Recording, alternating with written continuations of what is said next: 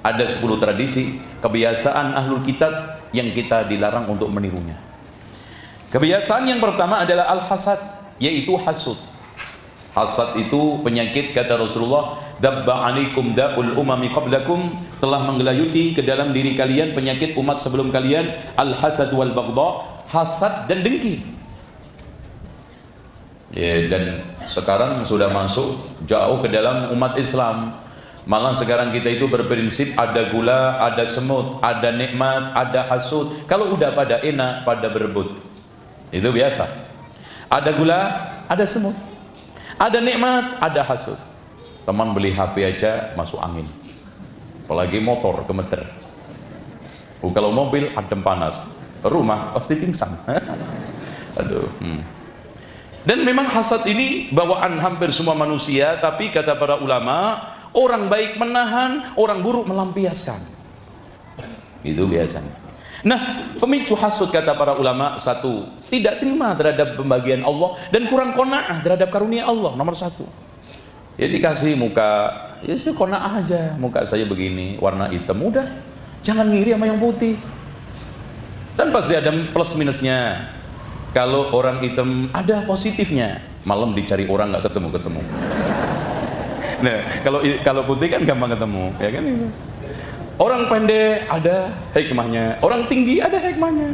Nggak usah ngiri. Yang tinggi memang keutamaannya masang lampu gampang. Tapi orang pendek juga ada hikmahnya.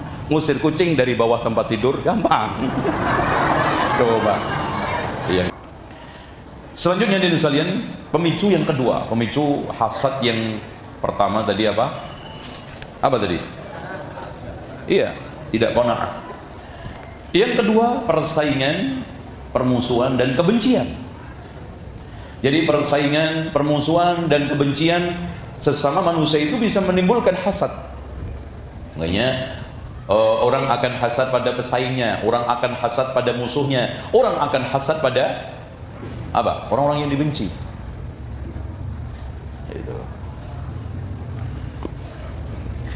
Contoh persaingan lamaran, itu lamarannya kalah umpamanya, pasti hasad. Persaingan bisnis, hasud. Ya. Selanjutnya yang nomor 3, karena mengindap sifat ujub dan bangga diri. Orang itu kalau ujub nggak pingin ada orang yang di atasnya. Ketika ada orang yang lebih, maka dia hasadin. Dan ujub itu bisa di dalam kepandaian. Makanya ketika orang itu ada pinter lebih, hasad.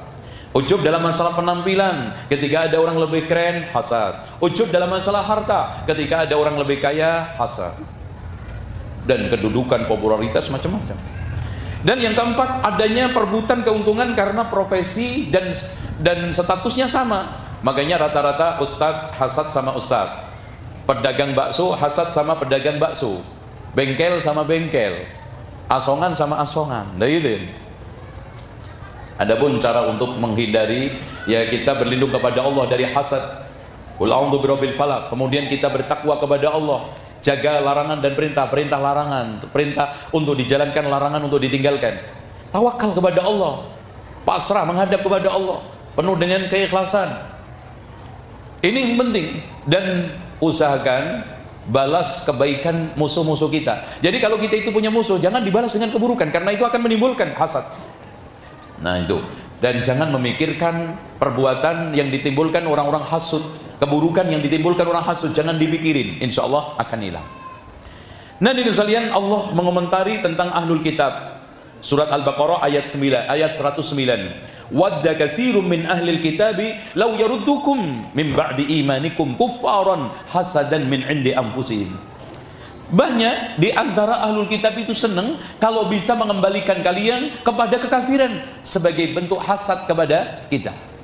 Makanya antum lihat sentimen mereka kepada kita sampai kerja. Antum lihat kerja di tempat kantor mereka, jenggot nggak boleh dipasang, hasad, sentimen. Isbal dipelototin, cadar dicurigain, hasad. Makanya di sekalian, orang kalau curiga jenggot, katok cingkrang, cadar, itu sebetulnya bawaan ahlul kitab yang ditransfer ke umat ini. Itu. Oleh karena itu hadirin sekalian, ini jangan diteruskan. Yang kedua, kebiasaan ahlul kitab yang sudah ditiru oleh umat Islam. Yang kedua adalah al-bakhil, kebakhilan. Dan bakhil itu didefinisikan oleh para ulama man'ul wajib, menghalangi kewajiban. Katanya Al-Hasan bin Ali, bakhil itu meyakini infak suatu kerugian, dan bakhil menahan suatu kebaikan. Itu definisi orang pelit. Kalau sudah ada perasaan menahan itu bagian daripada kebaikan, menginfakkan itu suatu keburukan, itu bakhil. Dan realnya menghalang dari yang wajib. Zakat wajib ditahan, bakhil. Nafkah keluarga ditahan, bakhil, karena itu wajib. Termasuk nggak bayar SPP, bakhil. Iya, SPP wajib nggak? Ya kalau nggak wajib, belajarnya juga nggak wajib. Udah, Ustadz asal aja ngajarnya. Itu. Jadi manul wajib. Nah, ini sebetulnya di sekalian kebiasaan ahlul kitab yang Allah tegaskan dalam surat An-Nisa ayat 36-37. Alladzina yabkhalun, mereka ahlul kitab yang bakhil, wa ya'muruna an-nasa bil bukhli, mengajak orang lain untuk bakhil. Oh, nggak bayar SPP kok ngajak-ngajak. Udah nggak usah lu bayar aja deh. Nah, ngajak. Dan hadirin sekalian, al-bakhilu ba'idun 'anillah, jauh dari Allah. Wa ba'idun 'anil jannah, jauh dari surga. Wa ba'idun 'anin nas, jauh dari manusia. Dan tidak ada ceritanya orang bakhil itu mendapatkan kebaikan, hatta di dunia apalagi akhir. Ya, makanya dipandang sebelah. Dengan demikian, kalau antum punya kewajiban, tunaikan. Ya. Dan bakhil itu jangan dipelihara. Orang Islam sekarang itu bakhil dalam masalah kebaikan, tapi dermawan dalam masalah keburukan. Lihat, rokok lancar, hura-hura lancar. Bahkan saya sering kritisin, duit umat Islam itu hilang triliunan dalam satu hari dalam 4 perkara. Dalam 1, masalah rokok. 2, masalah selamatan. 3, bangunan yang dibangun di atas kuburan. 4, air wudhu yang dibuang-buang. Saya tanya sama antum, ketika kaum muslimin wudhu, banyakkan air yang dibuang apa dipakai? Buang. Dan itu pakai listrik. Rokok apa lagi? Ya, Masya Allah. Kalau yang rokok orang muslim ini 100 juta satu hari. Satu harinya, satu orangnya 10.000. Kalikan berapa? 1 triliun. Kalau seandainya habis tablet ini di samping mobil itu, di samping ini mobil, bakar uang 1 juta. Ente katain apa? Gila. Bagaimana yang bakar 1 triliun? Lebih? Ente sendiri yang ngomong. Jangan lo terusin ya. Aneh. Ya Allah. Yang kedua, selamatan. Kalau seandainya di Indonesia ini 1 tahun yang selamatan itu 10 juta aja. 1 kali selamatan membutuhkan dana 5 juta. Antum kaliin duit. Air wudhu yang kebuang, kita bikin rata-rata 1 masjid yang sholat 100 orang. Yang dibuang per orang 1 liter, kali 100 liter, kali 5 waktu 500 liter, kali 5 juta masjid. Berapa? Allahu Akbar. Apalagi selamatan, Masya Allah. Hamil aja selamatannya 5 kali. 4 bulanan, 7 bulanan, pas lahir, sepasaran, selapan, malah 6, coplok udel. Lepas pusar aja selamatan. Itu. Habis duitnya orang Indonesia. Makanya orang-orang Arab macam Saudi, Kuwait, padahal nggak terlalu kaya, lebih kaya Indonesia loh, tapi sumbangannya kemana-mana. Kenapa? Karena Saudi, Kuwait nggak ada selamatan. Wah, itu sahih, itu cek sono. Itu. Ini bang. Dan ketika giliran sumbangan ke masjid, pesantren, pondok, masjid selalu, Pak, saya itu kalau infak kecil ikhlas, kalau besar nggak ikhlas, Pak. Kalau begitu, Pak, gimana? Ya sedikit aja. Jadi masjid itu dikasih ikhlas, nggak dikasih duit. Padahal masjid butuh duit, nggak butuh ikhlas. Masjid butuh apa, Pak? Butuh duit. Yang butuh ikhlas siapa? Ya, antum. Giliran nyumbang, ikhlasnya yang dikasihkan. Ikhlas, seikhlasnya. Paling gambar pedang pati murah. Keluar kotak masjid semua 10 kotak isinya pedang kabeh.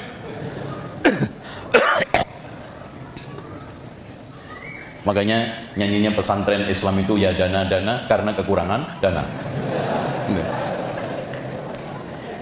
Selanjutnya yang nomor 3, kebiasaan, akhlak, dan juga mental ahlul kitab yang ditiru umat Islam adalah menolak kebenaran kalau kebenaran itu dianggap menyelisihi pendapat tokohnya. Itu nggak mau terima. Makanya dari sekalian prinsip di dalam mencari kebenaran itu, ikutin orang karena dia benar, jangan mengikuti kebenaran karena orang. Kenalilah kebenaran, kamu akan kenal siapa yang benar. Itu caranya. Lah kalau sekarang enggak, ngaji pun yakin dulu baru cari dalil. Harusnya cari dalil dulu baru yakin. Makanya ngaji pun, cari dalil pun hanya untuk pembenaran. Yakin yakin sekali musik itu haram, musik itu halal, cari-cari dalilnya. Nah ini cocok nih halal, yakin banget ulang tahun itu boleh, cari dalilnya. Ini nih cocok nih Ustadz nih, cocok sama gue nih. Ikutin kebenaran karena orang kalau begitu, bukan mengikuti orang karena dia benar. Hadirin sekalian, inilah yang membuat umat itu pecah. Masing-masing mengkultuskan tokohnya, masing-masing mendahulukan pendapat tokohnya. Dan ini penyakit yang pertama kali meniru adalah Syiah yang mengkultuskan imam-imamnya yang dianggap maksum. Akhirnya siapa saja yang menyelisih pendapat tokoh mereka dianggap batil, salah, sesat, walaupun dari Al-Quran dan Sunnah. Lihat aja sekarang antum di kalangan orang-orang awam, ketika antum sampaikan dalil, kalau nggak sesuai dengan kiainya, tokohnya langsung, Pak, ini sesat, ini Wahabi, ini perlu diberantas, ini radikal. Sampai pernah ada ikhwan, karena di masjid itu sendirian dia perlu belajar, dia praktek sunnah gerak-gerakin jari ketika sholat, dipegang ketika sholat. Habis sholat tengkar, dia tengkar. Ngapain lo? Sholat aja. Pak, ini sunnah Rasulullah, Pak. Lo dikit-dikit sunnah, dikit sih sunnah Rasul, sunnah Rasul. Kagak ada Rasul-Rasulan di sini. Ya Allah. Sampai begitu. Karena apa? Karena tidak dikenal dari gurunya. Oh, saya itu punya kiai seambrek, nggak pernah ngajarin begini. Oh, baru ngaji kemarin, aneh-aneh loh. Udah, lain kali nggak boleh sholat di sini. Oh, gitu. Auzubillah. Auzubillah. Inilah watak mental mereka yang Allah katakan dalam surat Al-Baqarah ayat 91, wa idza qila lahum aminu bima anzalallah qalu nu'minu bima unzila alaina wa yakfuruna bima wara'ah wa huwal haq. Padahal Islam itu benar, dia ingkari, dia tolak karena nggak sesuai dengan ucapan pendetanya, tokoh agamanya. Nah, nomor 4, kebiasaan tradisi yang sudah banyak ditiru oleh umat Islam dari ahlul kitab adalah tahriful kalim an mawadi'i, mengacak-acak firman Allah lewat teksnya dirubah. Makanya Taurat Injil aslinya sekarang sudah tidak bisa diketahui lagi, atau makna tafsirannya. Kalau di Al-Quran mungkin teksnya nggak bisa, tetapi tafsirnya sangat mungkin sekali. Makanya setiap kelompok itu bisa membenar-benarkan kesesatannya, hawa nafsunya lewat Al-Quran dan Sunnah. Tidak berarti sekarang Al-Quran dan Sunnah mendukung dia, akan tetapi Al-Quran dan Sunnah diperalat untuk membenarkan kesesatan tersebut. Lewat apa? Penyimpangan tafsir. Ya, itu sangat kita temukan banyak. Contoh aja, bagaimana orang Syiah membenarkan bahwa Abu Bakar dan Umar itu mengkhianati wasiatnya Rasulullah, bahwa setelah peninggal Rasulullah yang mengganti Ali. Ternyata dikhianati Abu Bakar Umar, akhirnya beliau yang ngambil, Abu Bakar yang mengambil, dengan firman Allah, amma yatasaalun 'anil naba'il 'adzim. Mereka bertanya-tanya tentang berita heboh pengkhianatan Abu Bakar dan Umar terhadap wasiatnya Rasulullah. Jadi naba'il 'adzim itu berita heboh pengkhianatan Abu Bakar Umar terhadap wasiatnya Rasulullah. Loh kan? Itu. Dengan demikian, betul kata Imam Ibnu Qayyim di dalam kitabnya Syifa'ul 'Alil, tidaklah ada satu ahli bid'ah melainkan telah menjadikan Al-Quran dan Sunnah diperalat untuk membenarkan kebid'ahannya, kesesatannya.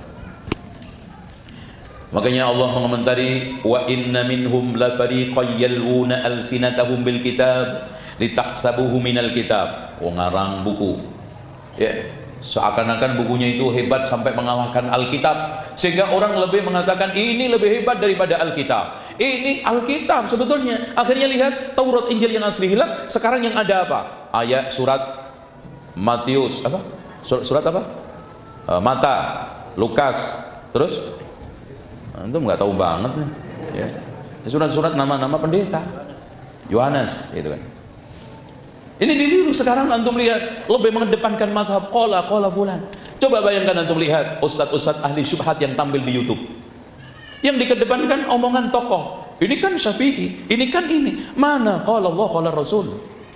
Ketika Anda mengatakan ini halal, mana qala Allah qala Rasul? Ketika Anda mengatakan ini haram, mana qala Allah qala Rasul? Minimal ijma' para sahabat. Enggak ada. Musik halal katanya fulan, ini katanya fulan. Akhirnya Islam pelan-pelan hilang. Orang sudah tidak lagi perhatian kepada Al-Quran dan Sunnah, tapi qala itu akhirnya nanti seakan-akan di Quran itu ada surat Hanafi, surat Maliki, surat Syafi'i, surat Hambali. Itu nasallallahu alaihi, bahaya.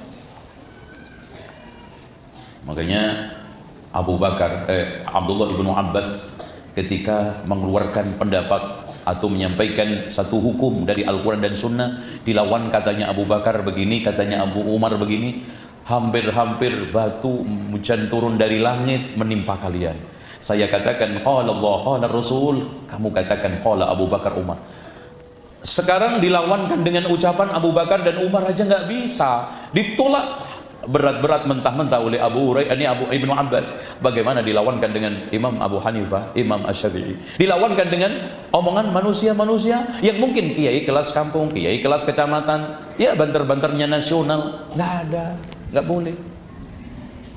Inilah yang membuat pelan-pelan Alkitab, Al-Quran itu hilang. Wa ma huwa minal kitab wa yaquluna huwa min indillah. Diklaim bahwa yang inilah yang datang dari Allah, inilah yang benar, ini yang cocok. Sementara Al-Quran dan Sunnah tersingkirkan. Wa ma huwa minal kitab wa yaquluna 'ala Allahil kadzib wa hum ya'lamun. Dusta. Man kadzaba 'alayya muta'ammidan falyatabawa maq'adahu minan nar. Dan hadirin sekalian, mereka tidak segan-segan, tidak malu-malu mendukungnya dengan hadis palsu. Bukan hanya tafsir yang menyimpang, hadis palsu. Makanya sering saya kritik, ada dai hari gini menyampaikan hadis palsu, kurang bahan banget. Wong Al-Quran yang jumlahnya 6.236 ayat, hitungan terbanyak Ibnu Katsir, itu diceramahkan sampai mati, dai itu aja nggak habis kok. Sahih Bukhari antum pakai ceramah 15 tahun nggak habis itu. Sahih Muslim, lo kok sekarang sempat-sempatnya menghabiskan waktu ceramah, orang datang jauh-jauh sampaikan hadis palsu. Kalau sekarang hadis tujuan untuk menyampaikan ajaran toh, kalau sekarang hadisnya palsu, berarti hasilnya ajarannya apa? Palsu. Ya kalau sudah ajarannya palsu, berarti surganya juga palsu. Itu cari surga sendiri. Itu kan gitu. Allah itu menjamin satu amalan dengan dasar yang sahih karena adanya pahala, adanya surga. Lah kalau sekarang kita beramal mencari surga, hadisnya palsu, siapa yang jamin surganya nanti di akhirat? Hah? Makanya tak boleh. Nah yang kelima termasuk kebiasaan ahlul kitab yang sudah ditiru oleh umat Islam adalah al-ghulu fi sholihin, bersikap berlebihan terhadap orang soleh. Hidup dan mati, masya Allah, hidupnya habis taklim, airnya dibuat rebutan. Bismillah. Wah dulu itu saya kalau sudah habis ngaji, yang pertama kali air diminum, barokah. Surbannya kiai dikalungin 15 menit, nanti penyakit kankernya sembuh, barokah. Sandalnya kiai digantungin di depan pintu untuk nolak maling. Bahkan ada yang sampai mati pun masih diyakinin hebat, buktinya tanah kuburannya diambil, dicampur kopi break, diminum. Masya Allah, subhanallah. Sampai salaman aja bolak-balik sampai infeksi itu tangannya Pak Yainya. Itu coba santri 1000 infeksi. Itu. Sementara Allah menegaskan, ya ahlal kitab la taghlu fi dinikum wa la taqulu 'ala Allahi illa al-haq innamal masihu Isa bin Maryam rasulullah wa kalimatuhu. Dengan hulunya kepada orang soleh, akhirnya mereka menjadikan Isa Tuhan. Makanya Rasulullah memperingatkan kepada kita, la tadruni kama atratin nasara ibnu Maryam, janganlah kamu kultuskan aku seperti orang Nasara mengkultuskan ibnu Maryam jadi Tuhan. Ini terjadi pada kaum Syiah, kemudian nular kepada kaum Sufi, meyakini bahwa kiainya, tokohnya itu Tuhan setengah manusia setengah Tuhan. Bahkan bisa dimintai loh. Kita pengen selamat hanya lihat foto kiai, makanya kemana-mana foto kiainya dibawa di dompet. Kalau pengen apa-apa tinggal melihat dan manggil, Mbah Yai tolong baksonya hari ini rada sepi. Nah gitu. Lamaran melihat foto, Mbah tolong lamarannya lancar. Ya. Sampai datang ke kuburan Syekh Abdul Qadir Jailani jauh-jauh dari Lombok ke Irak hanya untuk itu. Ya, masuk ke makamnya, assalamualaikum dir, wih datang dir dari Lombok, minta nih dir, insya Allah bulan depan pemilihan lurah dir, mudah-mudahan lancar jadi dir, insya Allah. Seperti itu. Goyang lagi? Hah? Insya Allah. Masya Allah hikmah Pak. Allah rapatkan bumi ini pelan-pelan. Mudah-mudahan keselamatan buat kita semua. Amin. Ya. Al-ghulu fi sholihin, berlebihan kepada orang soleh. Loh sampai masya Allah ada yang tabarruk dengan tempat tidurnya salah satu habib, per 10 menit bayar 100.000 tidur toh. Bekas tidurnya itu sudah diyakini nanti seluruh kelebihan habib nular ke dia. Tempat-tempat makam wali, Masya Allah, ada yang masuk salah satu makam itu nempelin tangan ke ambang pintu. Yang pengen pertaniannya subur, pengen jodoh, Masya Allah, ambang pintu. Dan hampir semua makam keramat itu pasti ada air karomahnya, ada. Ngalahin air Zam-Zam. Bahkan mereka di sana zikir khusyuk. Di antara mereka ada yang zikir, ya Rabbana ya Qudus sahilana bil fulus, warna merah halus-halus, paling dikit 5 kardus. Itu zikir di pinggir kuburan minta fulus. Ya Rabbana ya Qudus sahilana bil fulus, warna merah halus-halus, paling dikit 5 kardus. Kenapa enggak 5 kontainer? Biar kaya sekalian. Nah, yang keenam, ta'atul makhlukin, mentaati makhluk dalam rangka bermaksiat kepada Allah. Dia mentaati pendeta, pastor, tokoh agamanya, mengatakan halal dikatakan haram, walaupun dengan menyelisih Allah dan Rasulnya. Ittakhadhu ahbarahum wa rubanahum arbaban min dunillah wal masih ibn Maryam. Dia menjadikan tokoh agama mereka, ilmuwan, agamawan, dan ahli ibadah mereka sebagai Tuhan-Tuhan selain Allah. Dalam masalah ketaatan, yang halal mereka katakan halal, ikut halalkan. Yang haram katakan mereka haram, ikut mengharamkan, walaupun menyelisih Alkitab dan Sunnah. Selanjutnya nomor 7, karena waktu, adalah rohbaniyah, kependetaan, kepasturan, kebiksuan. Jadi hadirin sekalian, mereka hanya ngurung di kamar sekian tahun, zikir terus, biksu, muterin tasbih. Makanya tasbih itu meniru Hindu. Antum lihat tasbihnya orang Hindu, biksu, sama. Itu bahkan mereka ada zikir sirri. 1000 kali di otak, 1000 kali di jantung, 1000 kali di paru, sambil terus itu. Kadang-kadang la ilaha, ini zikir keras, la illallah, la illallah. Ini seperti Yahudi. Makanya Imam Ibnu Katsir menurunkan satu riwayat kenapa dikatakan Yahudi itu Yahudi, li'annahu yahuddu ra'sahu 'indal ibadah, karena ngangguk-nganggukkan kepala ketika ibadah. Itu la illallah. Makanya mereka membagi zikir menjadi 4. Zikir pertama zikir syariat, la ilaha illallah Muhammadur Rasulullah. Zikir yang kedua zikir tarekat, la ilaha illallah, la ilaha illallah, sampai hilang pelan-pelan suaranya sama hakikat din, illallah, la illallah, la illallah, la illallah, la illallah, sampai tinggal Allah. Mulai zikir hakikat, tinggal hu hi. Sudah ma'rifah. Akhirnya apa? Lenyap, namanya fana. Kalau sudah fana, hilanglah siapa dirinya, sudah tidak sadar. Akhirnya apa? Tajalli, manunggal. Mulai nampak Allah, nampak dirinya ingin menyatu. Nah, kalau sudah seperti itu, maka sampai pada tingkatan kasyaf, yaitu ma'rifat. Kata bahasa sufi Jawa, perusak jeruning kara, perusak durungi winara. Tahu sesuatu yang belum diberitahu, dan tahu sesuatu yang dibungkus. Tapi ayam di bawah nasi nggak tahu. Kan gitu. Ada wali disuguhin makanan, lauknya di bawah nasi, marah-marah, mana lauknya ini? Oh, belum datang ini. Ternyata Pak Yai itu ayamnya di bawah nasi. Katanya tahu perkara gaib. Ini ayam di bawah nasi nggak ngerti. Aduh, parah gitu.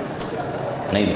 Nah, di antara mereka cara untuk menekuni karir tasawuf. Makanya orang sufi itu menekuni karir lewat tarekat. Tarekat itu ada 2 cara, dengan zikir sama dengan menyiksa diri. Ada yang bertapa, ada yang ngurung diri, ada yang puasa sampai nggak pernah buka, supaya sampai pada karir tertentu. Nah ini hadirin sekalian yang dirahmati oleh Allah, yang ke-8 binaul masajid adal kubur, membangun masjid di atas kuburan. Oh, ini sudah Masya Allah ya, cukup banyak. Jadi pernah Ummu Salamah sama Ummu Habibah, karena keduanya pernah ikut hijrah ke Habasyah, melihat gereja ditempatin mengubur mayit, dan juga ada gambar-gambar. Kata Rasulullah, dzalika ar-rajulu shalih idza mata fihim banu alaihi al-masajid wa sawwaru tasawirahum. Ketika mati dibangun di situ, dikubur di situ, dan dibikin gambar-gambar. Ya, la'natullahi 'alal yahudi wan nasara ittakhadhu qubur anbiya'ihim masajid. Sampai Rasulullah meminta, Allahumma la taj'al qabri wasanan yu'bad, ya Allah janganlah engkau jadikan kuburanku sebagai berhala yang disembah. Dan Rasulullah mewanti-wanti sama kita semua, la tattakhidu qabri ida, jangan kamu jadikan kuburanku itu seperti id, dikunjungin waktu tertentu dan juga pada saat tertentu dengan cara tertentu seperti id. Itu nggak boleh. Ziarah-ziarah aja kapan saja. Dan ternyata di sekalian sudah sekarang lihat bagaimana kuburan sama masjid itu nggak pernah bisa bersatu, tapi di mana-mana menyatu. Bayangkan bagaimana larangan Rasulullah, la tusallu ilal kubur, jangan sholat menghadap kuburan. Wala tajlisu 'alaiha, jangan duduk di atas kuburan. Tapi orang yang ziarah ke tempat-tempat wali di sekitarnya kuburan buat duduk-duduk. Wala taktubu 'alaihi, jangan menulis, tapi rata-rata ditulis. Fulan bin Fulan, lahir tahun sekian, wafat tahun sekian. Sekalian kurang Pak, hobi mancing. Sekalian kan, orang kan berlengkap, tahu hobinya, kerjaannya, profesinya. Subhanallah, untuk apa? Malah Rasulullah mengancam loh, orang yang duduk di atas kuburan itu, seandainya di antara kalian duduk di bara api kemudian tembus sampai daging tulangnya, masih lebih ringan daripada duduk di atas kuburan. Nulis ngicing, makanya yang saya kritik tadi. Coba bayangkan Mas, kalau yang dibangun kuburan ini ada umpamanya 5 juta kuburan, kita bikin rata-rata satu kuburan membutuhkan 500.000, yang itu keramik. Berapa itu uang? Padahal nggak manfaat, didudukin haram, digigit nggak kena, dimut nggak manis, mayit juga nggak anget. Manfaatnya apa? Ayo, sekarang saya tanya, kalau manfaat mayit itu manfaat, kuburan dengan alam kubur itu di mana? Orang mati nggak punya kuburan tetap punya alam kubur. Kadang-kadang disiram dengan kembang setaman, padahal cuma setoples. Wah mbah, saya kirim mbah. Hanya mimpi ketemu mbahnya, mbahnya minta minum. Wah ini sudah lama nggak nyiram kembang setaman. Katanya nyampe alam kuburnya, nyeresep ke bawah 1 meter aja nggak nyampe, apalagi nyampe alam kubur, air apa? Itu kan gitu. Perasaan, orang itu banyak membuat perasaan, kemudian diyakini, kemudian dijadikan sebagai syariat. Itu yang banyak. Perasaannya, kalau emaknya dikasih kembang seneng, siapa yang ngomong? Akhirnya setiap kuburan kasih kembang. Siapa? Perasaanmu kan? Kalau sekarang kamu tancepin kembang di kuburanmu, kuburan ibu kamu, bapak kamu, mbah kamu seneng, itu perasaan. Sementara masalah-masalah gaib seperti ini tidak bisa pakai perasaan akal, tapi pakai wahyu. Ada wahyunya kita bertindak, tidak stop. Yang terjadi kan gitu. Nah, yang ke-9 ini yang sekarang ini merunyak banyak. Apa itu? Bernyanyi sambil ibadah, beribadah sambil bernyanyi. Nyanyi diibadahkan dan ibadah dinyanyikan. Gitu. Sekarang apa yang tidak dilakukan oleh umat Islam? Ya, sholawat taraweh lagu, menjelang ini lagu semua. Akhirnya di sekalian persis. Makanya pernah ada orang yang dari Nasoro masuk Islam, kemudian analisanya ibadah kok nyanyi-nyanyi. Akhirnya dia analisa, dia renungkan nggak mungkin ibadah joget-joget, nyanyi-nyanyi, tepuk-tepuk. Akhirnya masuk Islam. Ternyata setelah masuk Islam ketemu nyanyi juga di masjid. Nah itu kan real. Makanya mau balik ke Kristen malu, ke Islam nyesel. Nah, itu. Inilah hakikat apa yang dikatakan oleh Allah, Rabbana la taj'alna fitnatan lil ladzina kafaru. Ya Allah, janganlah Engkau jadikan kami sebagai sumber fitnah buat orang kafir. Yakni para ulama ahli tafsir menegaskan, ya Allah, janganlah jadikan kami sebagai sumber fitnah buat orang kafir. Akhirnya mereka meyakini benarnya agama mereka dan salahnya agama kita. Itu. Coba sekarang orang Kristen kalau melihat, iya, orang Islam kalau hari raya Idul Fitri Adha juga nyanyi-nyanyi seperti kita Natal, udahlah nggak perlu masuk Islam. Oh sama kok. Orang Kristen punya kelahiran Isa, sono juga lahiran. Oh sama ya, sama ya. sama udah. Korupsinya ya nggak sama. Nah, mendingan gue, nah gitu. Akhirnya apa? Masih beneran Kristen lah. Kalau urusan syiar agama mirip lah. Mereka sholat juga nyanyi-nyanyi. Mereka juga tepuk-tepuk, masjid juga ada gitar, ada organ, cuman yang beda kita nggak korupsi, mereka korupsi, loh kan? Akhirnya, ya Allah, janganlah jadikan kami sebagai sumber fitnah. Akhirnya meyakini agama orang kafir itu benar, agama Islam itu salah. Nah, hadirin sekalian yang dirahmati oleh Allah, soal nyanyian ini udah masya Allah, dimanapun nyanyi. Contoh aja, acara halal bihalal, isinya apa? Nyanyi. Bahkan halal bihalal itu sebagai ajang untuk kontes suara. Sampai Al-Quran aja dinyanyikan kan.